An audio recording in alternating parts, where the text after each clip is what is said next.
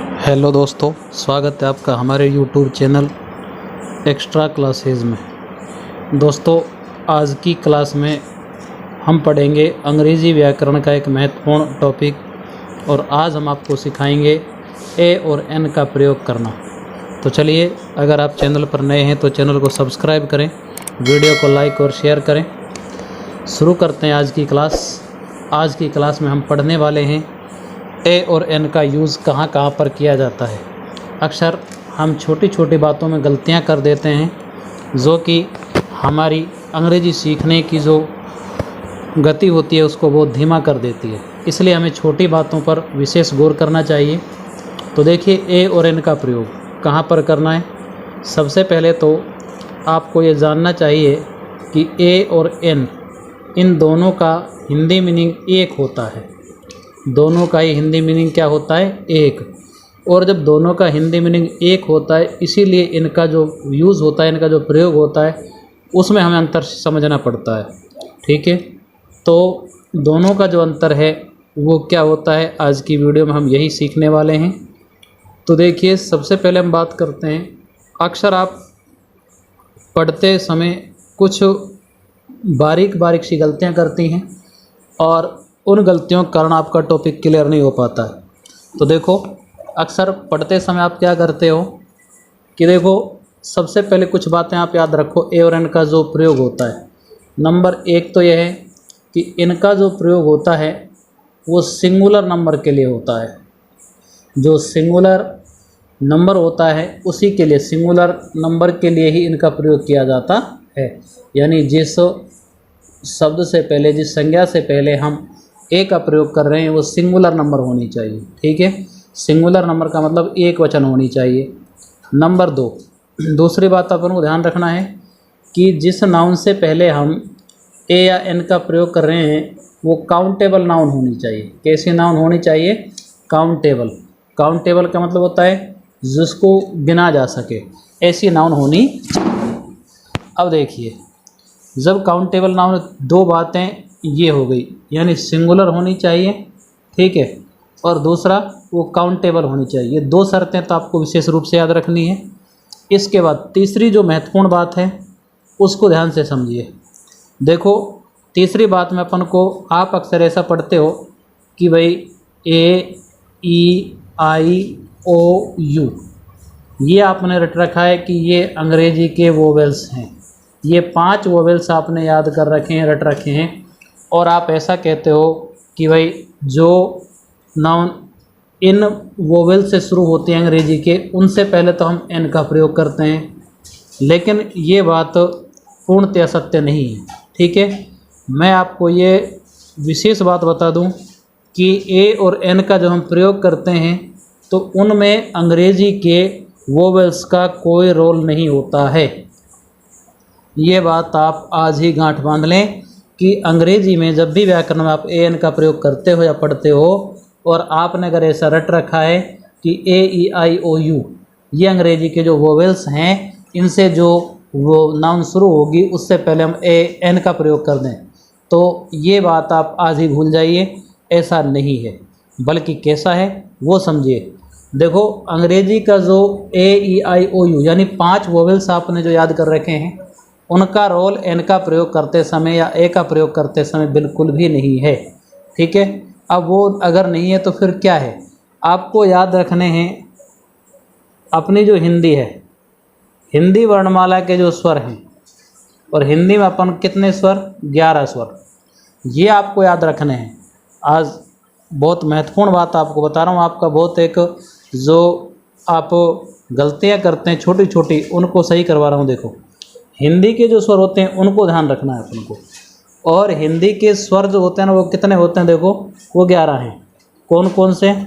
ए, आ, ई, ऊ, री, ए, आई, ओ, औ। ये 11 स्वर आपको याद रखने हैं। इसमें भी अपने जो ये री है, ये कोई काम आता है नहीं क्योंकि संस्कृत में आता है। ठीक है, तो इसको भूल जाइए, केवल आप 10 ही स्वर याद रख लीजिए।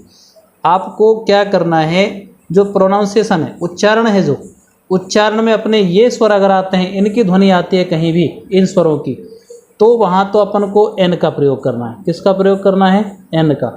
अगर इनकी नहीं आती है ध्वनि, यानी हम उच्चारण की बात कर रहे हैं, लिखने की कोई बात नहीं कर रहे हैं, आप लिखे पर रुक जाते हो, यही गलती कर देते हो। ठीक है, हमें क्या करना है कि हमें ये देखना है कि जो उच्चारण हम कर रहे हैं, जो बोल रहे हैं, बोलते समय वो जो है अपन को क्या आना चाहिए, इन स्वरों में से किसी की ध्वनि, यानी कोई उच्चारण करते समय इनकी साउंड अपन को सुनाई देना चाहिए। अगर वो प्रथम स्वर इनमें से कोई आता है, प्रथम ध्वनि एक स्वर के रूप में यानी इनमें से कोई सी आती है, तो इसका मतलब एन का प्रयोग करना है। देखिए दोबारा, अब समझे। यहाँ से हमने आपको 3 बातें बताई ए और एन का प्रयोग करते समय। देखो ए और एन का जो हम प्रयोग कर रहे हैं उसमें 3 बातें अपन को याद रखनी थी। एक बार पुनः देख लीजिए। नंबर 1, पहली बात ये थी कि सिंगुलर नंबर से पहले ही इनका प्रयोग करते हैं। कैसा नंबर होना चाहिए? सिंगुलर नंबर, यानी एक वचन ही होना चाहिए। क्यों? क्योंकि जब इसका मतलब ही एक है तो ये एक वचन से पहले प्रयोग होगी। दूसरी बात हमने आपको बताई कि काउंटेबल नाउन होनी चाहिए। कैसे नाउन होनी चाहिए? काउंटेबल नाउन होनी चाहिए। उससे पहले हम ए एन का प्रयोग कर सकते हैं। अगर काउंटेबल नहीं है तो हम ए और एन का प्रयोग नहीं करेंगे। ठीक है, आर्टिकल्स के अंतर्गत हम इनको पढ़ते हैं, लेकिन आर्टिकल्स में दा भी आता है, तो खैर वो बात अलग है, हम उसको फिर कभी पढ़ेंगे। फिर हमको तीनों को एक साथ पढ़ेंगे इनको, लेकिन अभी हम केवल ए और एन का जो अंतर है, भेद है, वो आपको बता रहे हैं। तो देखो, और तीसरी बात जो थी वो मैंने आपको बताई कि आपको अंग्रेजी के ये जो आप याद रखते हो, ए ई आई ओ यू, यानी ये जो 5 स्वर अंग्रेजी के आप याद रखते हो, ये वाले, इनको आप भूल जाइए। इनका कोई औचित्य नहीं है, कोई सार नहीं है यहाँ पर ए और एन का प्रयोग करते समय। ठीक है, हिंदी के स्वर आपको याद रखने, यानी हिंदी स्वर। देखो हिंदी के स्वर आपको मैंने बताई दिए 11, वो 11 आपको याद रखने। ठीक है, अब अगर इनमें से हिंदी का स्वर का उच्चारण होता है, हम जब किसी नाउन को बोलेंगे और उसका प्रथम ध्वनि उसकी अगर हिंदी का कोई स्वर आता है तो फिर हम एन का प्रयोग करते हैं। ठीक है, और अगर नहीं आता है तो फिर हम ए का प्रयोग करेंगे। अगर हिंदी का कोई स्वर नहीं आएगा यानी व्यंजन आएगा तो फिर हम ए का प्रयोग करेंगे। स्वर आएगा तो ही एन का प्रयोग करना है। जैसे देखिए उदाहरण के लिए, जैसे हमने कहा आई हैव, रिक्त स्थान है पर बुक। अब देखो आपको क्या करना है। अब मान लो आपको ए और एन का प्रयोग करना है इसमें। अब सही कौन सा है? देखो अपन क्या देखना है, जो ब्लैंक है, ये जो ब्लैंक स्पेस दे रखा है आपको, इसके तुरंत बाद यानी इससे पहले, इस बुक सबसे पहले हमें ए एन का प्रयोग करना है। अब बुक को जब हम उच्चारित करेंगे, जब इसको बोलेंगे बुक, तो इसका प्रथम जो साउंड है वो बे आता है। क्या आता है? बे। और जो बे है वो व्यंजन है। वो क्या है? व्यंजन है। लेकिन बे व्यंजन किसका है? हिंदी का। हम बात हिंदी की कर रहे हैं, पढ़ तो अंग्रेजी रहे हैं, लेकिन स्वर व्यंजन की बात हिंदी कर रहे हैं। ठीक है, तो देखो ये जो व्यंजन है ये व्यंजन है, इसलिए हम ए का प्रयोग करेंगे, ना कि एन का। अब दूसरा उदाहरण देखिए, जैसे हमने कहा ही ईट्स, खाली स्थान एप्पल डेली। अब ये देखिए, अब इसमें एप्पल आ रहा है। अब इस एप्पल को हम जब उच्चारित करेंगे, जब बोलेंगे, तो इसका प्रथम साउंड क्या आता है? ए, ये आता है। और ये देखो ये क्या है? ये हिंदी वर्णमाला का स्वर है। ये क्या? हिंदी वर्णमाला का स्वर। अब हिंदी वर्णमाला का स्वर है। देखो अब आप कहोगे कि भाई ये तो अंग्रेजी का भी स्वर है, लेकिन हमेशा ऐसा नहीं होगा। ठीक है, इसलिए ये अपन को याद रखना है, ये हिंदी का स्वर है। और हिंदी का स्वर अगर आ रहा है तो फिर हम किसका प्रयोग करेंगे? एन का प्रयोग करेंगे। और उदाहरण देखिए, जैसे हमने कहा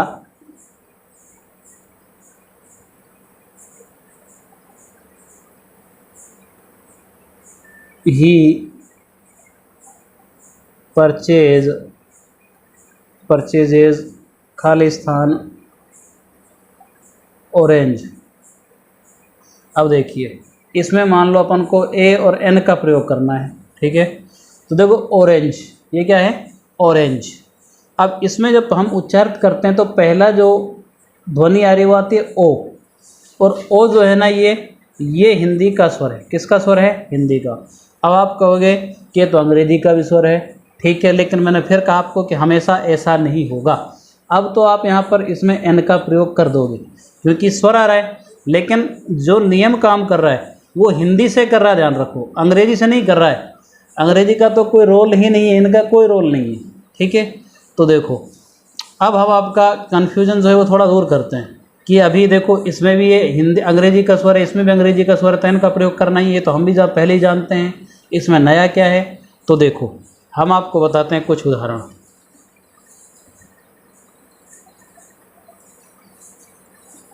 देखिए दोस्तों, मैंने लिखा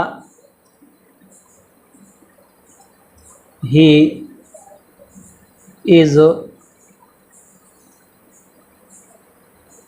LLB। अब देखिए यहाँ पर हमने AN का प्रयोग करना है।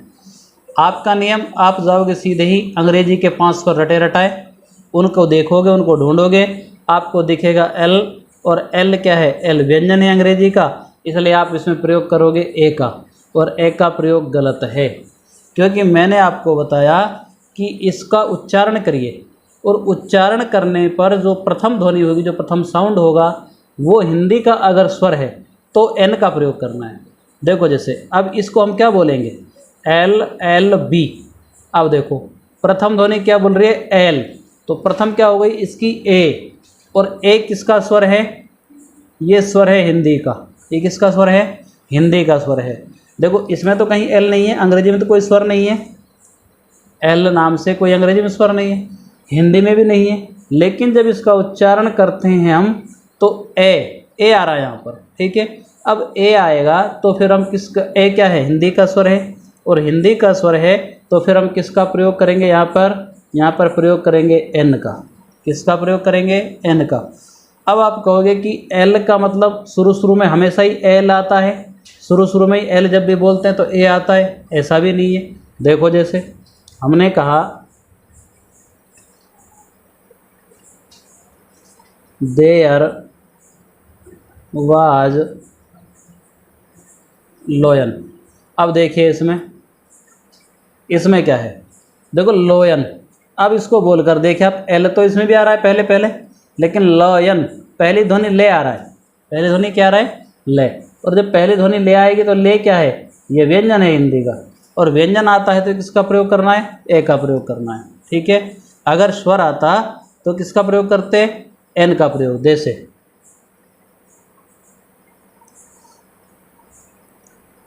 He is MLA। अब देखिए अब यहाँ पर एम आ रहा है पहले। एम तो अंग्रेजी का व्यंजन है, ठीक है, लेकिन हम अंग्रेजी की बात ही नहीं करेंगे। हमने आपको बताया कि आपको हिंदी में याद करना है। अब देखो इसको क्या बोलोगे आप? ये जो लिख रहा है MLA। अब देखो इसका पहला एक ध्वनि क्या बोली? एम, तो ए आया, शुरू में क्या आया? ए। अब ए क्या हो गया? ए हो गया हिंदी का स्वर, और हिंदी का स्वर आएगा तो एन का प्रयोग करेंगे। किसका प्रयोग करेंगे? एन का प्रयोग। देखो जैसे मान लीजिए यहाँ पर हमने लिखा, ये ब्लैंक है कहीं पर, और इसके पीछे ये लिख रहा है आवर, ठीक है। अब देखो इसमें शुरू में तो ये तो अंग्रेजी का क्या है? व्यंजन। आप सीधे प्रयोग करोगे ए का, जबकि गलत है। क्यों? क्योंकि इसका जब हम उच्चारण करते हैं देखो तो इसका एच साइलेंट हो जाता है और वो बोला जाता है आवर। अब आ रहा है पहले, तो आ रहा है तो आ क्या है? हिंदी का स्वर है। अब आ हिंदी का स्वर है तो हम किसका प्रयोग करेंगे? एन का प्रयोग करेंगे। किसका प्रयोग करेंगे? एन का प्रयोग करेंगे। और उदाहरण जैसे मान लीजिए ऐसे ही ये लिखा हमने ऑनेस्ट। अब देखिए अब ऑनेस्ट में क्या है? इसमें भी एच आ रहा है शुरू में, लेकिन इसको होनेस्ट नहीं बोलते, इसको बोलते हैं ऑनेस्ट। एच साइलेंट है इसका, ऑनेस्ट। अब पहली ध्वनि क्या आ रही है? ओ। अब ओ क्या है? हिंदी का स्वर, और हिंदी का स्वर है तो क्या आएगा? एन। क्या आएगा? एन। तो दोस्तों ये हमने आपको ए और एन का जो प्रयोग होता है किस प्रकार से होता है वो समझाया। आशा है आपको ये समझ आया होगा, और आगे से आपकी इसकी जो छोटी छोटी माइनर मिस्टेक्स थी वो अब सही होंगी, और आपको अंग्रेजी सीखने में मदद मिलेगी। तो दोस्तों आज के लिए वीडियो में इतना ही। चैनल को सब्सक्राइब करें, वीडियो को लाइक शेयर करें, मिलते हैं एक नई क्लास के साथ अगले वीडियो में। तब तक के लिए जय हिंद जय भारत।